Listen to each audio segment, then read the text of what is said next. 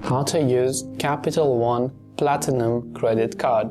Now, if you have received a Platinum MasterCard from Capital One, which is a credit card, and then you've been wondering how you can use it. Now, first depends upon whether it's a physical or virtual. If it's virtual, you can use it on online banking or other websites like e-commerce sites to shop for yourself and check out.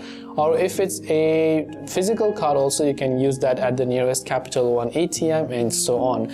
Now, the places where you can use Capital One Platinum credit card is to make purchases, like I said, and pay bills, and also you can use the card in person, online, or through the Capital One mobile application. You can use it as a contactless payment method if you want, or you can use it at a store. You can use it online by shopping securely by using virtual card numbers, or you can pay bills online or through the Capital One mobile app. Either way, this is the way on how you can use the Capital One Platinum credit card. I hope that this video helped you out. If you have got any further questions, queries, or doubts, feel free to also leave them down in the comment section below.